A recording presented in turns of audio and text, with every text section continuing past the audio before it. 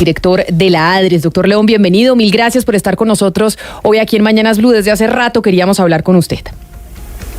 Buenos días, Camila, con mucho gusto. Es un placer poder hablar con usted, doctor León, porque mire, hemos tenido varias voces desde hace semanas, desde hace 3 semanas hemos venido hablando con la CPS, con ASEMI, con expertos en el sector, y todos coinciden, doctor León, en mencionar que sí hay una plata que le debe el gobierno nacional a la CPS, que hay un monto importante que se les debe porque el sistema de salud, como lo hemos calculado a través de la UPC y de todas esas cosas técnicas que se tienen, no alcanza, que el sistema de salud que nosotros tenemos no nos alcanza lo que estamos pagando para poderlo tener. Usted, que es el que pues finalmente hace los desembolsos desde la ADRES, ¿por qué dice que sí y que no es cierto lo que están diciendo la CPS y otros tantos expertos del sistema de salud? Bueno, Camila, hay que separar dos cosas. Uno, si se les está pagando oportunamente lo que está previsto y lo que está calculado, y la otra pregunta tiene que ver si lo calculado es lo correcto y alcanza para la prestación de servicios. Y entonces, ahí eso que usted dice me parece importantísimo, porque yo creo que la CPS no han mencionado que ustedes no han pagado a tiempo. ¿Que han pagado a tiempo lo de la UPC? Sí, y eso ya estamos todos de acuerdo en que a tiempo se ha pagado. Lo otro es que están diciendo que no alcanza, y que no alcanza, pero desde hace muchos gobiernos, no solo desde este, y que el gobierno nacional no reconoce que esa plata que no alcanza es una deuda que tiene el Estado colombiano con ellas. Ese, digamos, es el punto central, porque que ustedes han pagado a tiempo la UPC sí, y la CPS lo han reconocido, es lo que yo he entendido durante todas estas semanas. Lo que no reconocen y lo que no aceptan es que lo que estén pagando sea suficiente para lo que hoy está costando la salud de los colombianos. Bueno, pero aclaremos dos cosas. Lo primero es que lo que se está pagando y lo que está acordado se les paga, que el 96-97% se les paga anticipado cada mes. Y solo el 2 o 3% tiene un trámite presupuestal de algunos, por ejemplo, los ajustes de presupuestos máximos, que tiene un tiempo que siempre ha tenido, porque es un ajuste que se hace al finalizar cada año y hay que pedir el presupuesto una vez se calcula el ajuste. Pero, insisto, el 97%, 96, 97% es adelantado mensual. Ahora, si las EPS tienen que pagar el 100% adelantado a sus prestadores, cosa que no hacen, por supuesto, no les sería un problema que el 2% les llegara con algún retardo. Pero no, los pagos son oportunos y no se adeuda dinero, solo está pendiente el ajuste de los presupuestos máximos de 2022, que es una suma pequeña, apenas el 1% de los pagos a las EPS. Está pendiente de una aprobación de Hacienda. De modo que los pagos se hacen con toda oportunidad y se ha pagado todo a Sanitas y a todas las EPS. Esa primera aclaración. Ahora vamos al otro punto, al punto de que si el dinero alcanza. Todos los años se hacen unas cuentas. Las EPS entregan información al Ministerio de Salud sobre los servicios que han prestado y el costo que les ha significado la prestación de esos servicios. El Ministerio tiene unos expertos, tiene unos actuarios, hace unos análisis y finalmente determina cuánto ha crecido el gasto, cuánto hay que aumentar la UPC, tiene en cuenta consideraciones de inflación, muchas variables adicionales, y determina cada año. Ese aumento solo se hace una vez al año durante los últimos 30 años, porque es un estudio muy complejo con base en la información que presentan los aseguradores. Este año les dio en el mes de septiembre por decir que no les alcanzaba. Sí. De un momento a otro, curiosamente cuando se está tramitando una ley que reforma el papel de la CPS. Doctor Martínez. Cuando uno... Sí. Es que yo me quisiera devolver un momento a la primera parte, que usted la explicó bien y diga, usted también, pues entiendo, adhiere a la versión que ratifica el Ministerio de Salud en un derecho de petición, pues que es público, se le hizo al representante de la Cámara, Andrés Forero, del Centro Democrático, en el que acepta que el Estado la deuda a la CPS por el ajuste de presupuestos máximos del año pasado, 819.000 millones de pesos. Digamos que usted acepta que eso es así o no. El Estado tiene esa deuda, la reconoció en la ley del plan, Claro. para que el Ministerio de Hacienda la pagara con recursos de deuda pública. Eso es el 1% que te señalaba. El 99% se ha pagado y falta ese 1%. Claro, pero eso es presupuesto máximo. Ojalá las EPS se hubieran pagado el 99% y les faltara pero el 1%. digamos que sí hay una deuda por presupuestos máximos que el Estado reconoce que le tiene con las CPS de los delitos. Y le tengo otra. Está en curso, sí, Claro, pago que está en curso. es una deuda existente. Y la otra pregunta es... Bueno, mínima respecto a los 90 billones que se le pagan. Allá sería ya un debate financiero sobre cómo es el descalce financiero, si el 1% afecta a la caja o no. Eso es otra cosa que de pronto no viene al caso. Pero bueno, usted está ratificando eso. Y la otra pregunta que quería hacerle respecto a eso, ¿por qué si la ley es muy clara respecto a presupuestos máximos que debe pagarse de manera anticipada? Esto es un ajuste. Lo que quiero preguntar es, este año ustedes pagaron julio, septiembre, julio, agosto y octubre, que son 4 meses, pero los pagaron en octubre. La ley dice que tiene que ser de manera anticipada. ¿Por qué no lo pagaron de manera anticipada? Porque pagaron hasta el final esos 4 meses y tampoco han pagado, supongo, noviembre, diciembre, que lo tienen que hacer de manera anticipada. Ok, está previsto los pagos anticipados, pero para que podamos pagar tiene que haber presupuesto en la nación y tiene que haber unos recursos presupuestados para poder hacer eso. Los presupuestos máximos han crecido mucho más de lo previsto en los últimos años y se han ido de los desbalances presupuestales y de los cálculos de Hacienda. Luego hay que pedir adiciones presupuestales. Esas adiciones presupuestales tienen que ir al Congreso de la República. Entonces, ese descalce es culpa del Ministerio de Hacienda o sea, digamos que del Estado que está calculando mal. No, digamos, es decir, el presupuesto de salud, perdóname, este año creció 25%, ¿sí? Por parte del Estado. La UPC creció 16% este año, más el 1,5% que crece por solo envejecimiento poblacional.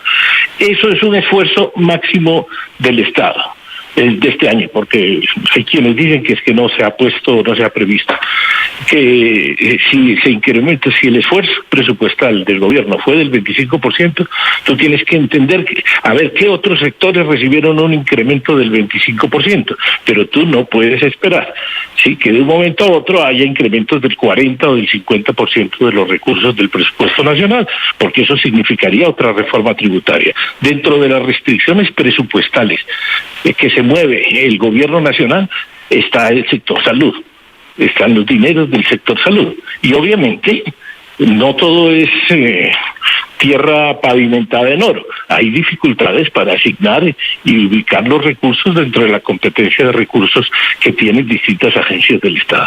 Señor Félix León Martínez, director de la ADRES, me parece muy importante esto que usted está diciendo porque es el reconocimiento de que hubo un aumento en eso que llamamos presupuestos máximos, es decir, lo que está fuera del plan de beneficios en salud, pero ese aumento no es culpa de la CPS, no es culpa de los gestores farmacéuticos, sino que es la respuesta a una realidad y es que los usuarios están demandando más de ese tipo de servicios y de ese tipo de tecnologías y que entonces hay que hacer un recálculo de cuáles son los presupuestos máximos con los que se debe funcionar el país. Entonces mi pregunta para ustedes, ¿por qué se enganchan en la discusión de si las CPS no han administrado bien el dinero o si se les pagó a tiempo o no se les pagó a tiempo cuando la realidad subyacente es que el sistema de salud está demandando mucho más dinero de lo que se ha calculado? Señor Félix, ¿me oye? Creo que se quedó sin Ahí lo audio. estamos viendo, pero no lo estamos oyendo y él parece que no nos está oyendo a nosotros tampoco, a ver si desde producción nos ayudan porque él está ahí conectado. Pero mire, Claudia, eso que usted menciona y era lo que yo le decía desde un principio, es la gran discusión que además incluso nosotros como pacientes tenemos que ser conscientes de ello. ¿Cuál es el sistema de salud que nosotros queremos pagar? Y que queremos pagar como contribuyentes, porque es que esto se paga con nuestros impuestos. ¿Cuál queremos pagar? ¿El que cubra absolutamente todo? ¿El que le dé a usted hasta los Kleenex cuando tiene gripa para sonarse? Porque puede sonar como un chiste, pero casi que el sistema de salud colombiano es así. Yo no conozco otro sistema de salud en donde usted le entreguen los pañales. que eso sí pasa aquí en Colombia, en nuestro sistema de salud público, que además es uno de los que en donde usted tiene que sacar menos plata de su bolsillo, que era lo que incluso nos han dicho los expertos durante toda esta semana. Sí. Él lo que está diciendo es, y nos quedamos esperando, si ellos son conscientes de eso. Claro, y es que hay una cosa también para contexto de los oyentes mientras logramos conectar de nuevo con el director de la ADRES, Camila, y es que los presupuestos máximos son algo que se estableció en el año 2020. ¿Qué es eso? Lo que está por fuera del plan de beneficios en salud, que digamos es estrictamente lo médico, pues. Antes de 2020, ¿cómo se pagaban todos esos otros servicios? Se pagaban... Mucha gente acudía a tutelas y entonces un juez de la República ordenaba que eso se tenía que cumplir y entonces la CPS podía y los hospitales podían hacer los llamados recobros, es decir, señora Adres, yo gasté esto en estas cosas que no están incluidas en el plan obligatorio de salud, que así se llamaba en esa época, entonces le voy a cobrar eso que gasté. Eso se llamaba los recobros y de esos recobros también hay una deuda altísima que este gobierno no está reconociendo y no está habilitando para que las EPS puedan acceder a ese dinero que gastaron antes de 2020. Creo que ya tenemos de nuevo en comunicación al señor Félix. ¿Nos oye? Estamos aquí. Sí, sí. Bueno, yo le estaba planteando hace un momento por qué ustedes como gobierno, entendiendo que esto afecta a los pacientes en el día a día, para muchos pacientes esto no da espera, están enganchados en una discusión de si sí pagamos a tiempo, de si ya le pagamos todo, de si las EPS administraron mal o no, cuando aquí hay una realidad subyacente que es que el sistema de salud, la salud que estamos recibiendo los colombianos cuesta muchísimo más de lo que está contemplado vía OPS, vía presupuestos máximos, vía el presupuesto general de la Nación. ¿Por qué no damos esa discusión de fondo? Porque ustedes dicen, y además a usted le va a tocar ese chicharrón cuando se apruebe la reforma a la salud y sea la ADRES la gran pagadora. Ahí sí es que ustedes van a decir, perdóneme, no me alcanza la plata para pagar y aquí ya no hay EPS que cuenten. ¿Por qué no damos esa discusión como es? Bueno, esa discusión siempre está abierta en Colombia, en el Estado, en todas las situaciones. Una cosa es el cálculo del ajuste anual que se hace sobre las cifras de las EPS con los estudios actuariales respectivos y otra cosa es la ampliación de beneficios anual, cómo se va incorporando a este plan y cuánto cuesta. Y si en las condiciones de frecuencia y calidad de los servicios deberíamos gastar más del 8% del PIB que gasta el país, lo que significaría, por supuesto, tiene razón, si se asume esa discusión por parte del Congreso de la Nación, pasar de gastar el promedio que gasta Latinoamérica, que es el 8% del PIB, al 9 o al 10, que significa cada punto del PIB, significa una reforma tributaria. Pero mire, don Félix, no solo pero es que eso que usted está diciendo sí. Es que no parece de verdad que hayamos entrado en esa discusión, porque lo que sentimos nosotros los ciudadanos es que desde el gobierno nacional se dice, no que es que no alcance la plata, sino que las EPS la han gastado mal. Y la CPS dice no nos alcanza la plata, entonces no podemos pagar porque no tenemos presupuesto suficiente. Entonces ahí está el punto. No se ha dado esa discusión desde el gobierno nacional porque lo que se ha dicho constantemente es que la CPS malgastan la plata. Constantemente, eso ha sido los últimos meses que se presentaron unas comunicaciones de estas tres EPS diciendo que no les alcanzaba el dinero. En septiembre o en agosto, pues muy recientemente, y eso no da tiempo a hacer los estudios y cálculos que llevan meses. Pero te tengo que decir, tú señalabas en televisión que no se había contestado esa carta. Lo que no es cierto. Esa carta se contestó ampliamente y con detalle, ¿sí? Y hoy tenemos... No, pero míreme, doctor Martínez. Doctor Martínez, déjeme, yo lo interrumpo porque usted me está diciendo que yo dije algo que no es cierto. Esa carta... Sí, dijiste algo que no es cierto. pero entonces venga, le digo... Te mando la carta de respuesta. Esa carta se envía... Tiene más de 50 páginas. Esta carta se envía en julio y no se conocía, el país no la conocía, se hace pública en agosto porque no se habían podido sentar y las tres EPS, y se lo digo no porque lo diga yo, sino porque aquí no lo dijeron el director de EPS Sura y el de EPS Sanitas, diciéndonos, llevamos meses diciéndole al gobierno nacional esto y no nos responden. O sea, la carta se se da porque les han dicho, oigan, por favor, ayúdennos que no tenemos plata, ayúdennos que no nos alcanza, y no había una respuesta del gobierno nacional. Y esto no son palabras mías, doctor Félix, son de ellos. La respuesta es a la carta de ellos, no a comunicaciones anteriores. La respuesta es formal a la comunicación que ellos radican al ministerio.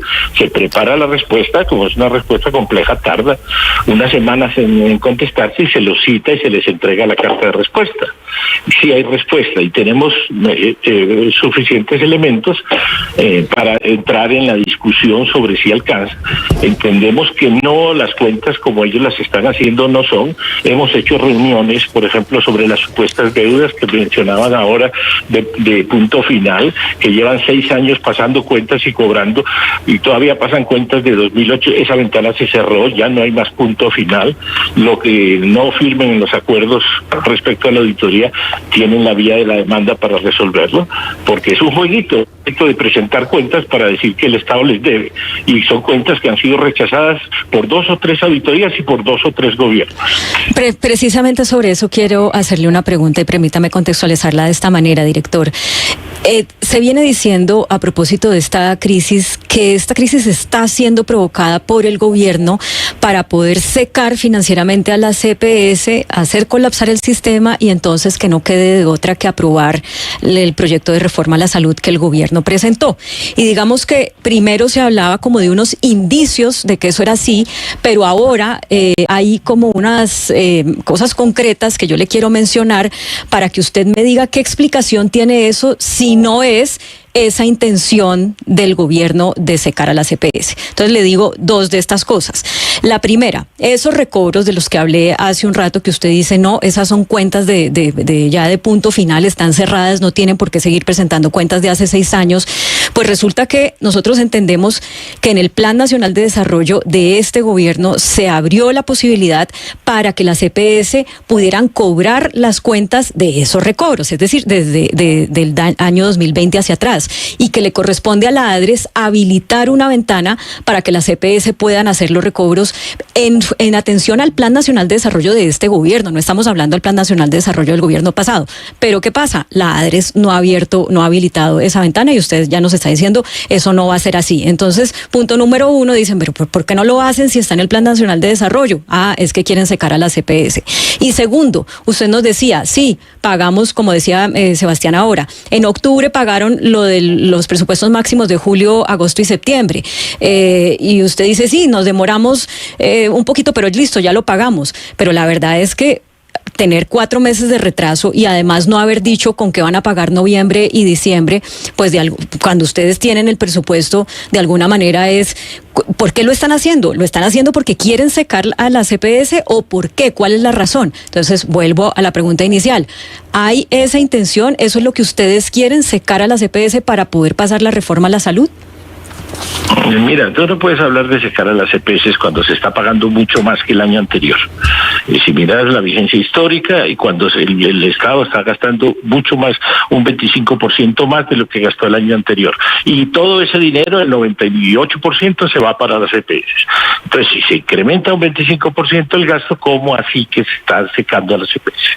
Ahora, respecto a esa ventana específica, es muy sencillo.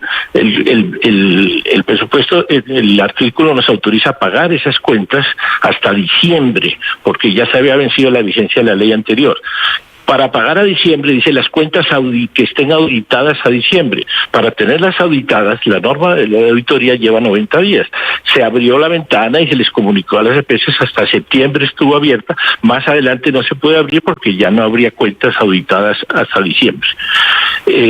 A diciembre, que son las que permite pagar la ley. Entonces, es un problema de trámite, pero además son cuentas que llevan presentando durante 6 años una y otra vez. Y hay un jueguito de que vuelven a presentar cuentas que ya han sido negadas por 3 gobiernos, han sido negadas por el FOSIGA, por el gobierno anterior, por la auditoría firma contratada, por la auditoría propia, y las vuelven a presentar para decir, el gobierno nos debe de tantos miles de millones, dejando las cuentas radicadas de nuevo.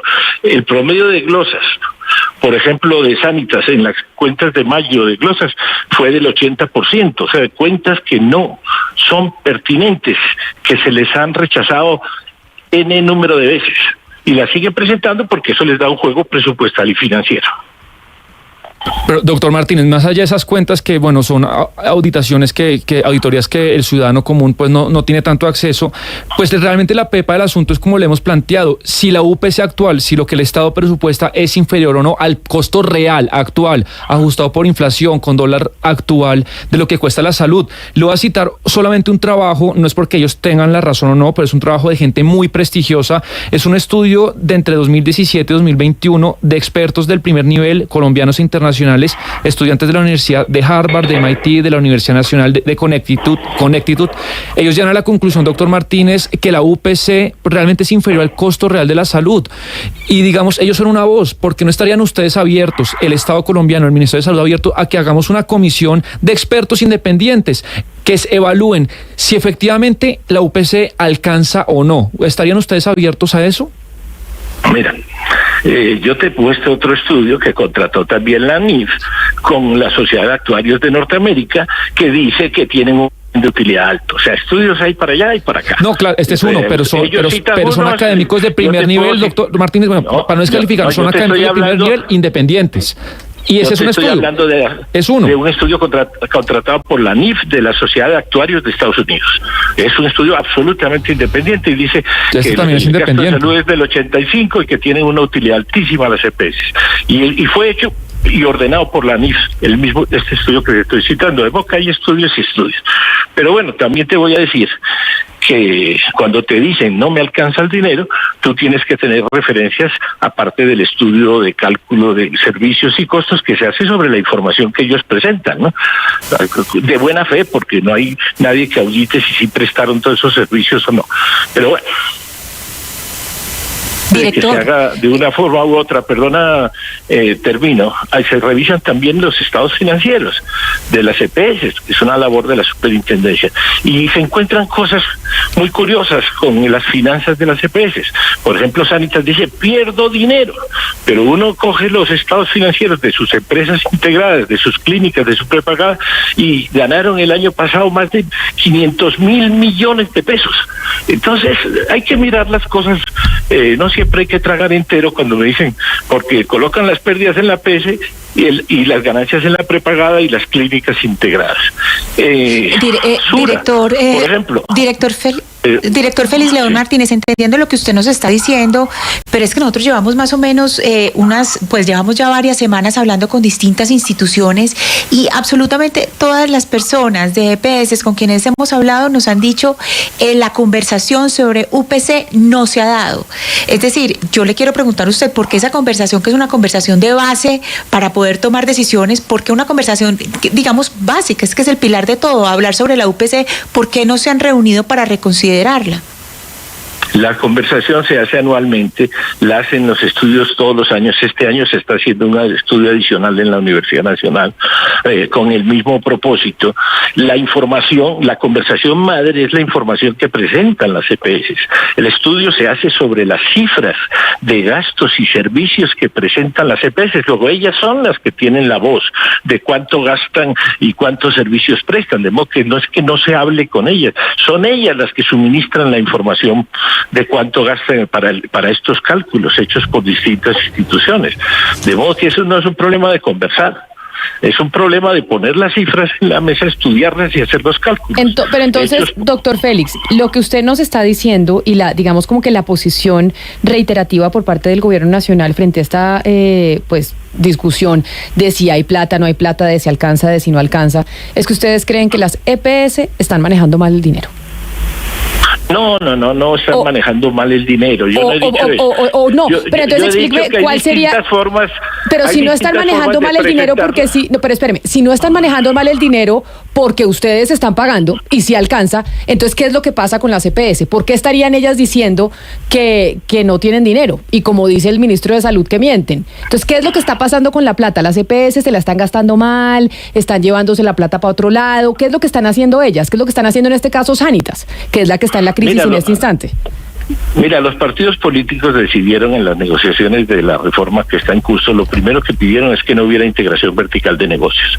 O sea, que las EPS no se contrataran a sus propios negocios, porque los contratos yo con yo permiten que no se sepa cómo son las cuentas reales de una organización, porque la EPS puede tener las pérdidas y colocar las utilidades en sus negocios secundarios y dejar las pérdidas en la EPS para llorarle al gobierno. Eso es posible, no digo que todas lo hagan, pero la integración vertical permite ese tipo de manejo. O sea que lo que usted dice es, tal vez están perdiendo plata con las clínicas y nos están llevando la pérdida a la EPS. Eso quiere decir que están manejando mal la plata y que están llevando la ganancia a las clínicas. Es lo que estoy diciendo, porque ahí está en los balances que presentan las clínicas a la superintendencia unas grandes utilidades. Ok. O sea, usted lo que dice es que la razón por la cual están las EPS diciendo que no tienen plata, que no les alcanza para cubrir los servicios que ellos están prestando, es porque están llevándose las ganancias a sus clínicas, hospitales, centros de diagnóstico, etcétera, etcétera.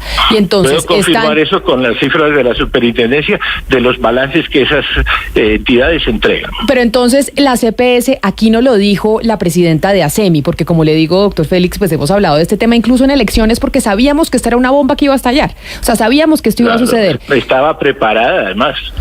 No lo sé. De pronto ustedes piensan eso, o sea, como que ustedes dicen las EPS estaban preparando esa bomba y desde las EPS dicen el gobierno quieren secar a las EPS, todo en función de la reforma a la salud. Pero dice, por ejemplo, la presidenta de ASEMI en estos micrófonos nos dijo que les habían enviado a ustedes una propuesta y la propuesta era, pues al gobierno nacional, y la propuesta era que ellos aceptaban ser gestores de salud, como ya lo dijo Sura en un video que nosotros pasamos aquí, y que aceptaban ser gestores de salud y ellos se convertían en los famosos CAPS y todo lo que usted nos ha explicado públicamente al país de lo que es el sistema ahora con la reforma si es que se aprueba, pero que eso implicaría pues que claramente tienen que pagarles pues un porcentaje por gestión, creo que era algo así como el 8% por la gestión de verificar que efectivamente los cobros que se hacen son acertados, por hacer la auditoría y demás. En el gobierno, y lo que nos dijo la presidenta de ASEMI es que no les habían respondido, pero ¿ustedes en el gobierno estarían, les parece esa una buena idea, que estas EPS que al final del cuento durante 20 años han funcionado bien? Pues yo tengo Sanitas y a mí me ha funcionado Sanitas toda la vida. Y así a mucha gente que nos escribe. Me imagino, Ana Cristina dice que con Sura le ha ido muy bien, otra gente dice que con Compensar también, que son como las grandes EPS. ¿Ustedes en el gobierno contemplan que esa pueda ser una posibilidad, que ellas ya acepten ser gestoras de salud y que por esa gestión que hacen de verificación le paguen un porcentaje del 8%? Esa es la propuesta que el Congreso sacó después del tránsito de la ley de la Comisión Séptima. Las EPS manifiestan que la aceptan. También dijeron que aceptaban el giro directo cuando estábamos haciendo la ley del plan, pero después hicieron los movimientos necesarios para quitar el artículo de la ley del plan. Pues a veces uno les cree, a veces no les cree lo que dicen, que sí aceptan o no aceptan. Sí aceptan, pero están boicoteando la ley por otras vías. Entonces, pues... pero doctor Félix, eso del 8%... Yo dudo de las buenas intenciones. Claro, pero eso ya está aceptado y no es el gobierno. El gobierno ya aceptó porque el Congreso fue el que escogió que se convirtieran en gestores y que se les pagara por esa administración, pero que los recursos del sistema fueran girados desde el pagador único. No, pero eso me parece importante, eso que usted está diciendo. Lo que cada EPS ordene. Quiere decir que ustedes desde el gobierno nacional sí están de acuerdo con esa propuesta. Usted dice, estamos de acuerdo, eso se presentó en el Congreso.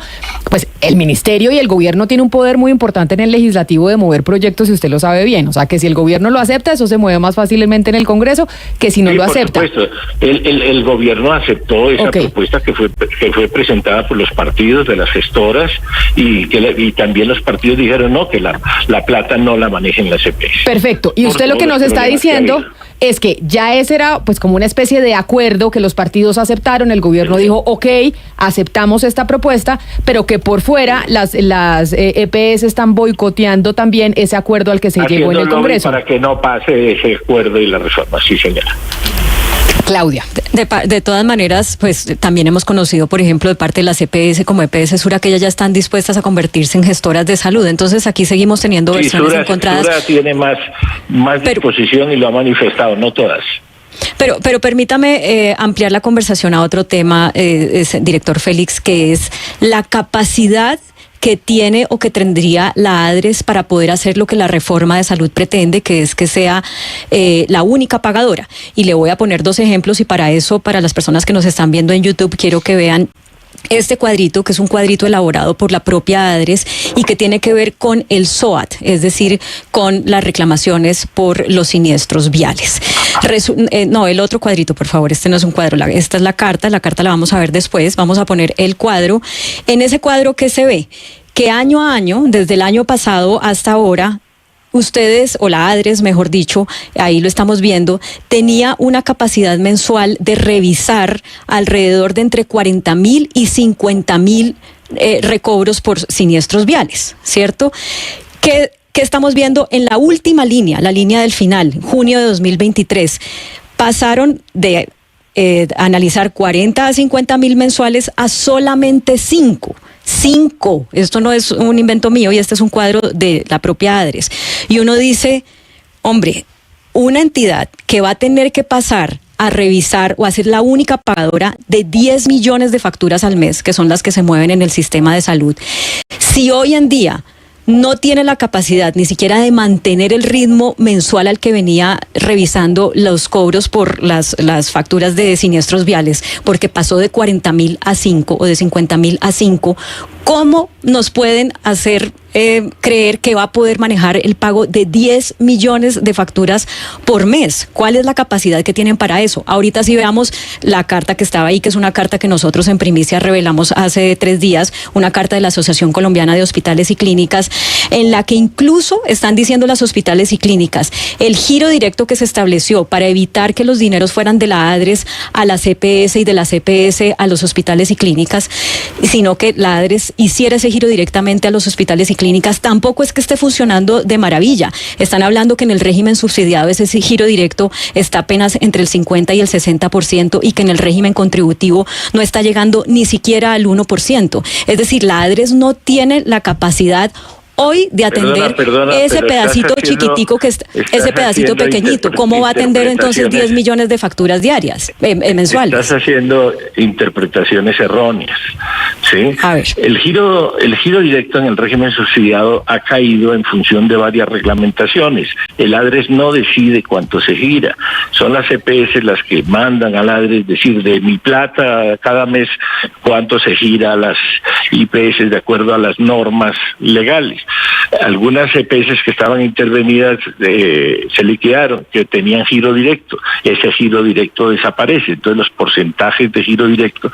Pero eso no es porque no tenga capacidad el ADRES. El ADRES hace el giro directo a 2.800 instituciones en el subsidiado la primera semana de cada mes, sin ningún problema. El ADRES ha tenido hasta 50.000 giros diarios sin ningún problema. Paga la nómina de residentes. Como pagador no tiene ninguna dificultad.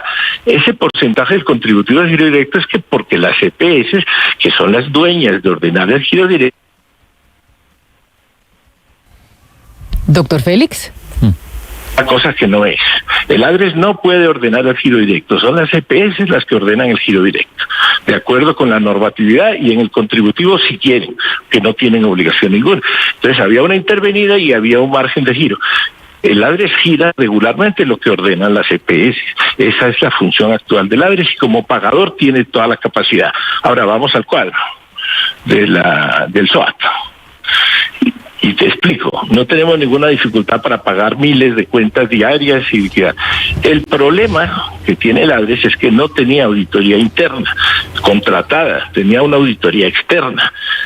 Y cuando yo llegué aquí encontré una licitación en curso que desafortunadamente se siniestró y nos quedamos sin firma de auditoría. Las cuentas de SOAT tienen que tener un proceso de auditoría. Eso se frenó, hay una nueva licitación para 4 firmas, no una, para no correr ese riesgo, y mientras tanto se puso un plan de contingencia. Mira, en 2019 se cayó la auditoría también del ADRES y durante un año no pagaron nada. O sea, ese es un fenómeno repetitivo, pero que tiene que ver con la auditoría, no con la capacidad del banco de pagar, sino si tiene auditoría. En el proyecto de ley, la auditoría queda en manos de las gestoras y el ADRES solo tiene una auditoría aleatoria si encuentra alguna irregularidad. De modo que esa responsabilidad de revisar millones de cuentas no nos va a quedar y no nos la otorga la ley en la versión que actualmente está en la plenaria de la Cámara de Representantes. Pero director, y como pagador te garantizo que tenemos absolutamente toda la capacidad. Es que yo lo oigo a usted y claro, uno dice, uno oye las explicaciones, sí, teníamos nos quedamos sin auditoría, pero entonces quisimos contratar a otra y no cumplió los requisitos, y entonces ahorita estamos haciendo una con 4 o 3 proponentes. Sí, pero es que esto lo que significa en el día a día para los hospitales y clínicas es la falta de liquidez, y usted entenderá que un hospital o una clínica con la crisis que viene además arrastrándose desde tantos años anteriores, pues para ellos la explicación de es que nos pasó este incidente con la auditoría, pues no es satisfactoria, porque ellos lo que necesitan es la liquidez de recursos, y los pacientes lo que necesitan es atención. Entonces, mi pregunta, perdóneme, le termino de formular la pregunta. Te aclaro, porque yo no he dicho que sea satisfactorio ni que esté dando explicaciones. Lo que usted ha dicho es que es absurdo que un gobierno, ¿sí?, haga una firma para toda la auditoría del país con una sola firma, un contrato con una sola firma y una licitación para una sola firma, como hicieron con centros poblados, y se cae la licitación y se quedan en internet todos los niños del país. Claro, podemos estar de acuerdo en eso, doctor Martínez. 50. Ahora estamos abriendo 4 zonas para que tengamos 4 firmas y el país no asuma riesgo. Claro, podemos estar de acuerdo en eso, entre más proponentes haya mucho mejor, más transparencia y demás. Pero a lo que yo voy esto no es una muestra de la falta de capacidad de la ADRES de manejar un sistema que mueve tantos recursos y además que tiene un impacto tan sensible en algo como que es la salud de la población. O sea, ustedes van a asumir, si la reforma de salud se aprueba, unas responsabilidades que hoy en día, que son mucho más grandes a las que tienen hoy en día, pero que hoy en día ni siquiera pueden cumplir, aún siendo más pequeñas.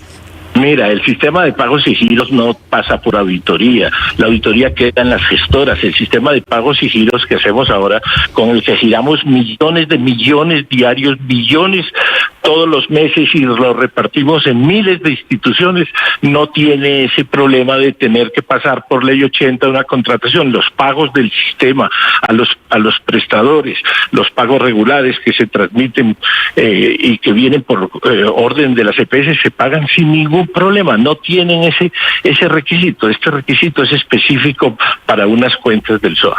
Pero mire entonces, don Félix, yo escuchándole a usted y como le hemos dicho todos en la mesa de trabajo, habiendo oído varias voces, porque llevamos en estas semanas para nosotros incluso también entender esa discusión. Aquí estamos frente a un problema de confianza entre las partes. Y es que ustedes no confían en las EPS y las EPS no confían en ustedes. Porque ustedes dicen, hemos llegado a unos acuerdos y esos acuerdos se vienen tramitando en el Congreso de la República, pero por fuera nos dicen otra cosa.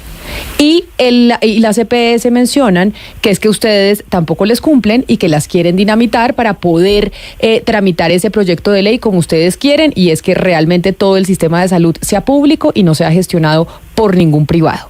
Esa conclusión... ¿Cómo que sea público? ¿Quién ha dicho eso? ¿Cómo? Pues eso es lo que yo les... El 80% de las clínicas y hospitales del país son privadas y ellas son las que van a seguir atendiendo. No va a ser ningún sistema público. En Corea, perdóname, para ponerte un ejemplo, decidieron unificar el seguro y crear un pagador único. Y todas las clínicas y hospitales, el 90% son privadas. Corea es un país desarrollado, capitalista. Decidió unificar el pagador, lo han hecho varios países. Claro, yo le estoy... Eso no es volver público el sistema, toda la prestación es privada. Claro, doctor Félix, yo le estoy haciendo como el resumen de las posiciones y las partes. Es decir, acá hay un problema de confianza y ustedes desde el gobierno no confían en las EPS porque nos acaba de decir, nos habían aceptado que fueran gestoras, que les pagábamos el 8% y simplemente nosotros desde el gobierno nos hacíamos cargo de la plata, porque el gobierno nacional quiere manejar la plata y eso está muy bien y así lo aceptaron en el Congreso. Pero usted dice... Llegamos a ese acuerdo y nos boicotean por fuera, porque empiezan a mover por todos lados para que ese acuerdo no se cumpla en el Congreso de la República. Mientras por el lado de la EPS, cuando uno habla con ellos, dicen es que el gobierno no responde, el gobierno nos quiere secar, el gobierno no nos paga. Esa es la situación en la que estamos en estos momentos. O sea, quiero decir, bueno, para estos 30 minutos que llevamos de conversación con usted... Aclararte una cosa, y es que no todas las EPS se comportan igual, ¿no? Hay unas mucho más serias, unas más organizadas, unas contablemente... Claro, mejor. Claro, pero no por eso... generalizar. De acuerdo, yo estoy completamente de acuerdo con usted. Pero lo que pasa es que esta discusión empezó con la carta de julio. Y que son de las tres que ustedes mismos decían que eran las más serias, que ustedes decían que Sanitas, Sura y Compensar eran las más serias. Y esas tres que se comportaban bien, dicho por ustedes, no por nosotros, por ustedes, que se comportaban bien, fueron las que enviaron la carta y dijeron, nos estamos ahogando. Entonces, ahí es donde yo le digo, estamos en una situación de falta de confianza entre las partes, en donde no se creen los unos a los otros. Y entonces, la gran pregunta es, si no se llega a un acuerdo, ¿tiene el gobierno nacional, el Estado colombiano, la capacidad de asumir todo lo que hacen las EPS, no solo el manejo de la plata, sino la operación y la ¿cómo se dice? Como toda la vigilancia de que los procesos sí se surtan de manera adecuada o no? Yo creo que un escenario tan catastrófico no cabe. Okay. Yo creo que hay negociación, las diferencias son pequeñas ya en los puntos de negociación, pero ya te digo, no todas las EPS boicotean el acuerdo, o sea, no se puede generalizar en esto. Hay unas que están pidiendo, Sura ya está pidiendo convertirse en gestora. Francamente, Sanitas no acepta para nada. Fíjate que hay diferencias entre ellas muy claras, ¿sí? Entonces no se puede generalizar que es un enfrentamiento de todas las EPS con todo el gobierno, así de claro no es el asunto. Y hay muchas otras, digamos, están los pacientes, están los prestadores que también tienen su opinión, están los congresistas que tienen distintas opiniones. No es una cosa que decidan solo sentándose las EPS y los funcionarios del gobierno nacional.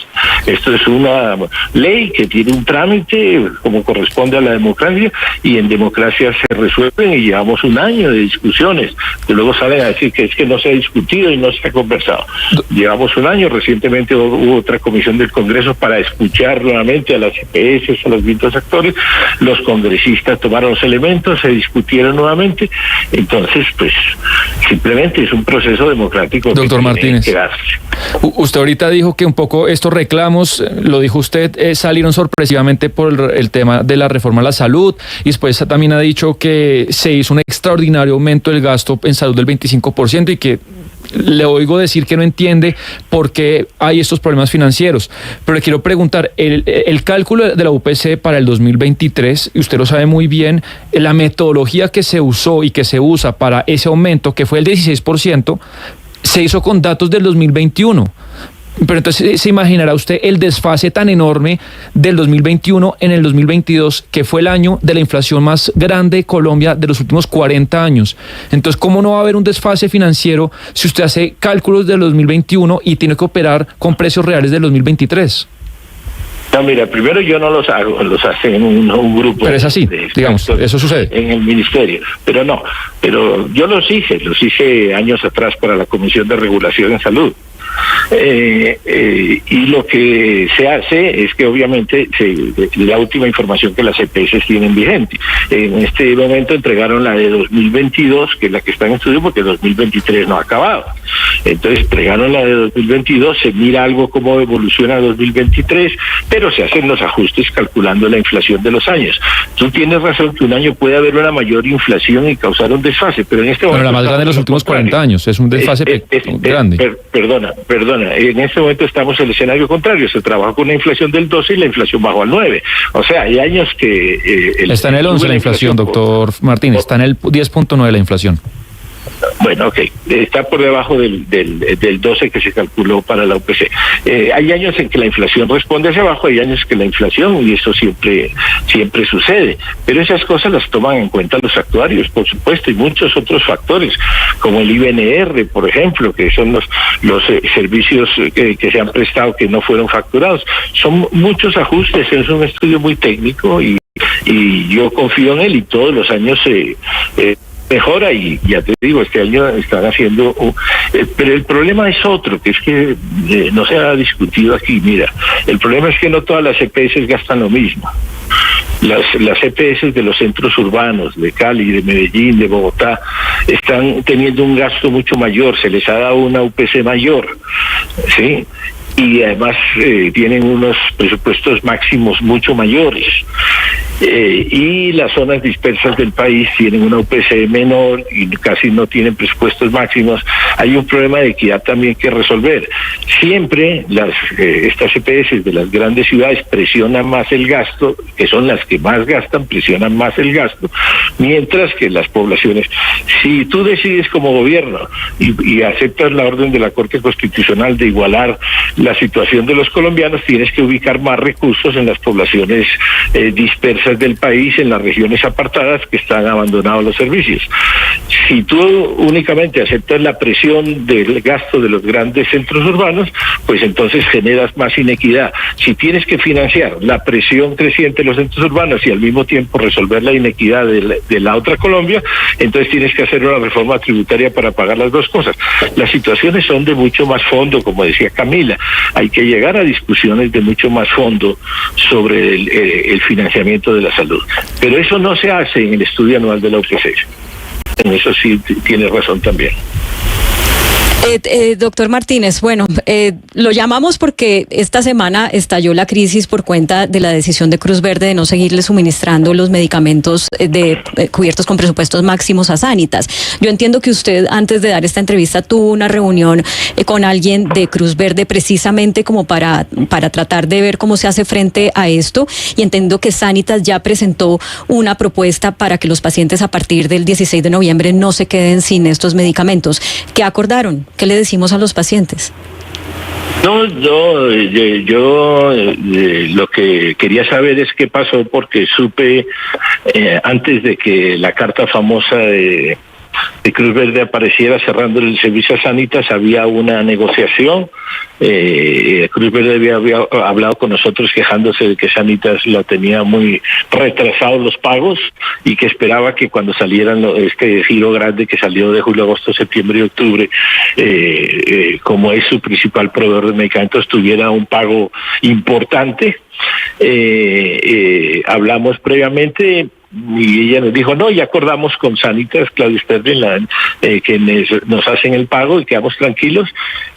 Por cierto, el gerente se fue de vacaciones y el pago no se hizo efectivo, y entonces vino la crisis y yo quería saber qué había pasado porque supuestamente ya habían acordado, ¿cierto? Claro. Y parece que Sanitas no cumplió el acuerdo. Entonces quería preguntarle, y por eso era la reunión con ella, qué fue lo que pasó que llegaron a la ruptura después que supuestamente habían acordado. Porque yo no puedo decidir, el gobierno no puede decidir qué le paga una EPS a un proveedor o una IPS. Mire, es asunto absolutamente propio de ellos. Pues uno quiere saber qué es lo que está pasando, pero no. Ahora me informaron los ejecutivos de Cruz Verde en conjunto que llegaron a un acuerdo con Sanitas para hacerle una distribución provisional mientras buscan un acuerdo. Eso es lo que me informaron ahora antes de esta reunión. Eso es una buena noticia. Eso que usted nos acaba de decir es una buena noticia para los pacientes que están obviamente pendientes de esos medicamentos. Mire, doctor Félix León Martínez, a mí me ha parecido muy constructiva esta conversación con usted, porque a pesar obviamente de las diferencias y de lo que se nos ha dicho durante semanas en estos micrófonos, a mí me parece que la reforma a la salud y el acuerdo entre las EPS y el gobierno nacional, esto está mucho más cerca de lo que nosotros pensamos. Y aquí realmente tenemos reunión en el ministerio con las EPS nuevamente, a ver si seguimos cerrando acuerdos. No, es que la conclusión a la que yo llego, doctor Martínez, es que estamos más cerca a que las EPS ya aceptaron todas que están dispuestas a convertirse en gestoras de salud. No, todas no, la mayoría, diríamos. No, me dicen desde ASEMI que es el gremio que sí, que todas aceptaron convertirse en gestoras. Entonces desde ASEMI dicen que sí. Yo tengo mis dudas de que todas. Entonces, si eso es así y el gobierno nacional acepta que va a hacer un desembolso del 8% por pagar esa gestión de parte de las EPS, y ponerse al día en las deudas que se tienen, yo creo que estamos más pronto de ver luz verde que lejos. Y eso me parece importante y por eso me quedo muy contenta de viernes a puertas de un puente festivo que eso sea así, porque muchas veces las discusiones en público son muy álgidas, pero en privado las reuniones hacen que las cosas se vayan acercando más de lo que uno cree. Sí, y el problema es de mucha desinformación alrededor y muchos malentendidos con respecto a las cifras, a las comunicaciones, cuando no hay la oportunidad de explicar cómo funcionan las cosas, ¿no? Entonces se interpretan de una forma inadecuada y no es cierto. Hay responsabilidad en el gobierno, en el dinero, hay responsabilidad y la democracia está funcionando. El trabajo con los congresistas ha sido muy duro durante todos estos meses y muy benéfico. Entonces yo creo que sí, que hay futuro. Doctor Félix León Martínez, director de la ADRES, precisamente esta empresa encargada del pago de los presupuestos en salud en el país. Mil gracias por habernos atendido, por tener esta larga conversación con nosotros hoy viernes antes de un puente festivo. Quedamos atentos entonces a esa reunión que tienen en la tarde en el Ministerio de Salud con las EPS para poder llegar a acuerdos en torno al sistema de salud que afecta a todos los colombianos. Una feliz tarde para usted. Lo mismo, Camila, muy amable. Yo tengo una conclusión menos